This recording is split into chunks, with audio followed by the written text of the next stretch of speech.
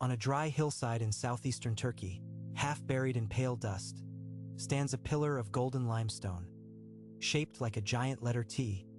Carved right into its face, wings spread wide, is a vulture. Above its wing, a small round disc floats. Below it, near the base of the stone, there's a tiny human figure with no head.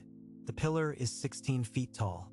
It weighs as much as a truck, and it's been standing in the dark under that hill for nearly 12,000 years. It's older than the pyramids by 6,000 years, older than Stonehenge, older than writing, older than the wheel, older than farming itself. It's, as far as anyone knows, part of the oldest monument human beings ever built. And according to everything we were taught, the people of that time couldn't have built it. They had no metal, no pottery, no cities. They were hunter-gatherers at the frozen tail end of the Ice Age, living in huts and chasing herds. And yet, someone cut this stone from the bedrock with nothing but flint, dragged it up a hill, stood it upright in a great ring of its brothers, and carved a vulture into it, with the confidence of a master. And some researchers believe that carving isn't decoration. They believe it's a message, a date written in the stars, and a warning about something in the sky, something that hasn't gone away, something that passes over our heads every single autumn, right on schedule. This is the story of Gobekli Tepe, the temple that broke history. Stay with me to the end. It begins in 1994 with a man walking a hillside. Klaus Schmidt was a German archaeologist, surveying ancient sites in the rolling farmland of southeastern Turkey, near the old city of Şanlıurfa. One afternoon, he climbed a rounded hill the local farmers called Gobekli Tepe, the Potbelly Hill, a lone swell of earth crowned by a single mulberry tree, with wheat fields rippling away below it in every direction. Decades earlier, another survey team had stood on this very same hill, kicked at the broken slabs of limestone jutting from the soil, decided it was a medieval cemetery, and walked away. Schmidt knelt down and looked closer. The edges of the limestone weren't broken. They were worked, shaped by hands. He'd later say he knew within the first minute he had two choices: walk away and tell no one, or spend the rest of his life digging. He chose the hill. And beneath the dust, ring after ring, the impossible came up out of the ground. Great circular enclosures of stacked stone, some 60 feet across.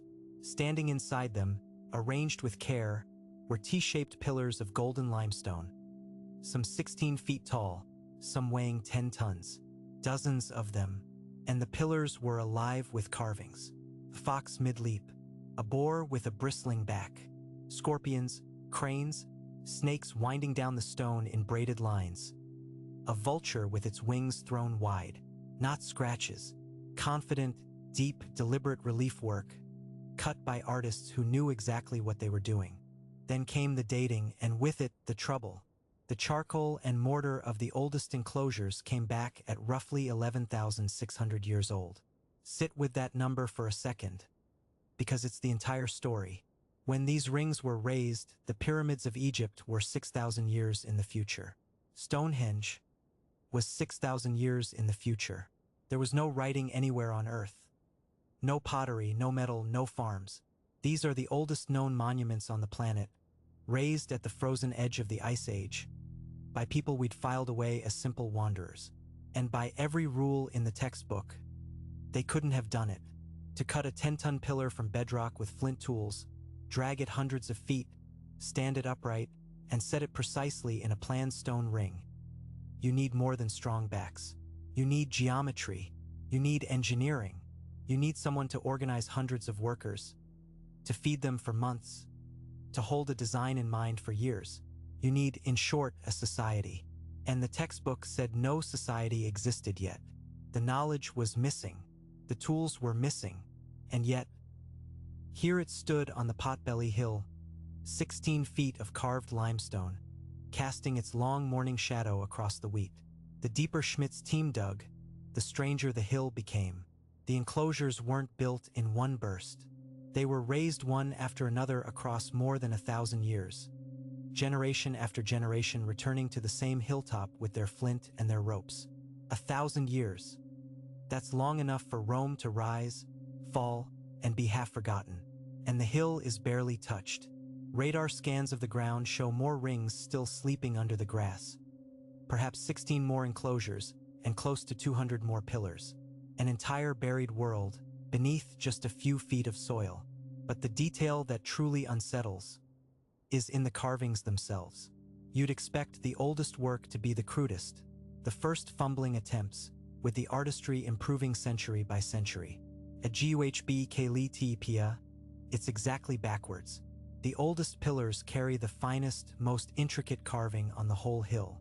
As the enclosures get younger, the work grows simpler, rougher, lazier. The skill was greatest at the very beginning, and then it faded, as if the knowledge didn't grow on that hill at all, as if it arrived whole from somewhere and was slowly forgotten.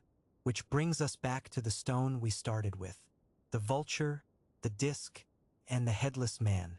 Pillar number 43, the one they call the Vulture Stone.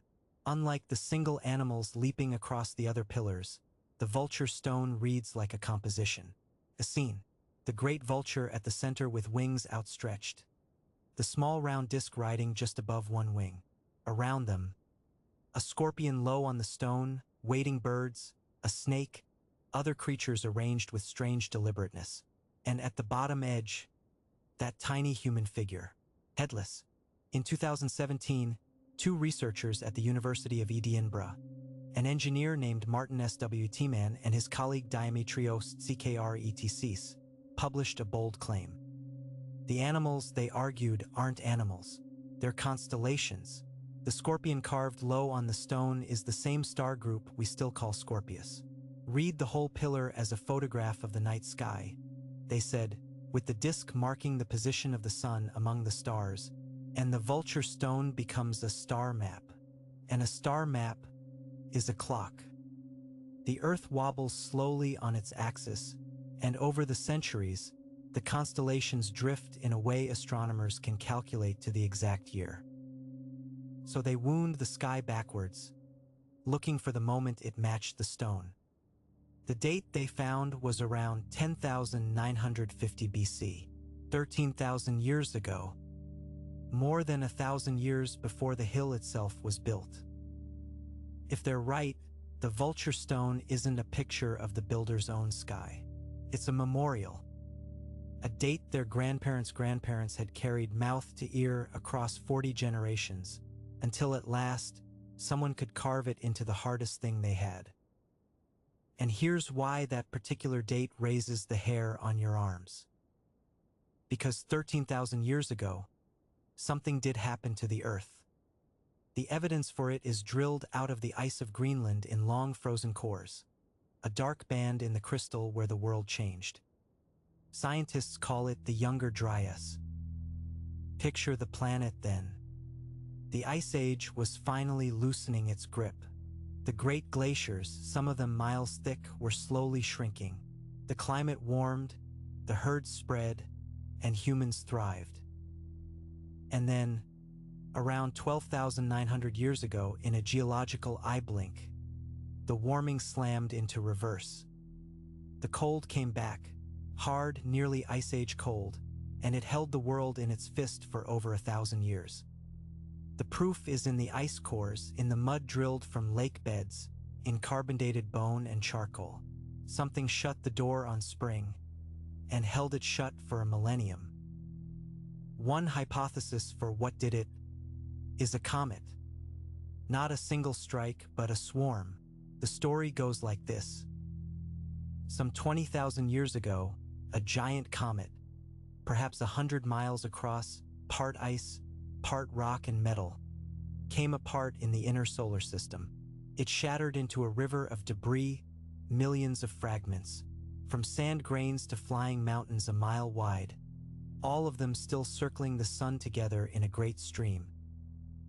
And when the Earth flew through the densest knot of that stream, the sky itself failed. Fireballs raining down through the dark, airbursts flashing over the ice sheets, smoke and dust climbing until the sun dimmed and the world went cold. And on the Vulture Stone, the researchers say, the survivors drew it. The headless man for the dying. The constellations fixed exactly where they stood on the night it began. The direction the fire came from, preserved in the angle of a carved wing. Not art, testimony. And the hill, it turns out, isn't alone. 40 miles away rises Karahan Tepe, a sister site cut into bare bedrock, possibly older still. Its chambers are crowded with the same T-shaped pillars, and unlike the Potbelly Hill, it shows the traces of people actually living, not just gathering to worship. Then, in 2021, the Turkish government announced something that should have been front-page news everywhere. At least 11 more hills in the region hide the same architecture, the same pillars, the same carvings, arranged in a great ring of sites, with Gobekli Tepe near its heart. They call them the Tepeler, the Stone Hills, and at a place called Boncuk Loo Tarla, found by accident during the digging of a dam, archaeologists uncovered a true settlement from the same deep era. Houses, communal halls, storage rooms, burials strewn with thousands of tiny beads, even a drainage system running beneath the floors. 12,000 years ago, beads mean craftsmen. Craftsmen mean an artisan class, spare time, a working society. Everything that wasn't supposed to exist for thousands of years yet, laid out in stone, street by street. So, stand on the Potbelly Hill at dawn and take in what the ground is telling you. An entire landscape of monuments and towns, raised at the edge of the Ice Age by people the textbooks called primitives. Craftsmanship that starts at its peak and fades, as if remembered rather than learned. And in the middle of it all, one carved stone that may hold a date. And that date lands squarely on the day the sky is said to have fallen. Can't all be coincidence, can it? So, let's turn the lights on, because the hill is real, and the hill is astonishing, but honesty means looking hard at every stone. And some of them shift under your feet. Start with what doesn't shift. Gobekli Tepe is genuinely 11,500 years old. It genuinely is the oldest monumental architecture we know of, built by people without metal, pottery, or writing. On that, the argument is over. The professionals conceded it long ago, and the textbooks are being rewritten. Ice Age hunter-gatherers organized, engineered, and built on a scale nobody believed possible. Every serious archaeologist now accepts it. The hill won that fight, but the star map, that's another matter. The Vulture Stone reading is the work of engineers, not archaeologists. And the archaeologists who actually excavate the hill have pushed back hard. The site's own research team points out that the headless man, the theory symbol of mass death, also has an erect phallus, which is a very strange way to draw a catastrophe and fits far better with the fertility symbolism found all over the site. They note that you can find constellations in nearly any spread of animal figures, if you go hunting for them, and they add a quietly devastating detail. The enclosures show signs of having been roofed. A covered room makes a poor observatory. You can't map a sky you can't see. The date has its own problem. The stone supposedly records 10,950 BC. But the earliest anything on that hill can actually be dated is more than 1,000 years later. So, the theory asks us to believe an exact date crossed 40 generations of people with no writing, completely intact before anyone carved it. It's possible, but that's a heavy load for one pillar to carry. And the cataclysm itself isn't settled. The Younger Dryas cold snap absolutely happened. The ice cores leave no doubt. But whether a comet caused it is one of the most contested questions in the field. Many scientists argue the trigger was a vast pulse of glacial meltwater, flooding into the Atlantic and stalling the ocean currents that carry heat north. No fire from the sky required. The comet is a contender, not a verdict. So, the grand story, the lost teachers, the decoded warning, the remembered apocalypse, doesn't survive the specialists intact. The temple is real. The tale carved into it is, at best, unproven. And yet, here's what the skepticism can't touch. The hill still stands. is still 12,000 years old. And it still means we were more and earlier than we ever believed. Something drove those people, hungry, cold, at the ragged edge of the Ice Age, to spend 1,000 years cutting mountains into monuments with stones held in their bare hands. We can argue forever about why, but the achievement itself is beyond argument, and it rewrote the human story for good. And there's one more thing the debunking can't reach, because it's not in the past. That river of comet debris, the one the theory blames for the long winter, is real. It has a name, the Taurid Stream, and the Earth doesn't cross it once in an age. We cross it every single year, every autumn, like a ship crossing a strait. Most of what strikes our sky is dust, the soft, slow fireballs you can watch on a cold November night. But the stream isn't smooth. Jupiter's gravity herds its debris into dense knots, and riding inside those knots are solid objects. Real ones that astronomers track, some large enough to erase a city. And it's reached us before, in living memory. In 1908, something tore out of the morning sky over Siberia and flattened 800 square miles of forest in a heartbeat, at a place called Tunguska. Many researchers believe it was a stray fragment of that very stream. So, weigh it all honestly, and this is where you land. The lost civilization, the decoded date, the teachers from before the flood? Almost certainly not. The oldest monument on Earth, built by people who shouldn't have been able to build it? Absolutely. The warning carved in the stone? Disputed. The sky the warning points to? Real. Still crossing our path every autumn. And it's hit us within your great-grandparents' lifetime. Maybe the excavators are right and the Vulture Stone is ritual, not testimony. But before you close the case, stand on that hill one more time, in the dark before dawn, when the carved animals are just shadows on the pillars, and the November sky is streaked with slow-falling fire from the Taurid Stream. 12,000 years ago, someone stood exactly here, under exactly this sky, and decided that whatever they'd seen mattered enough to spend 1,000 years writing it in stone. We may never know what they were trying to tell us, but the oldest thing human hands ever built is aimed at the sky, and every autumn, right on schedule, the sky still answers.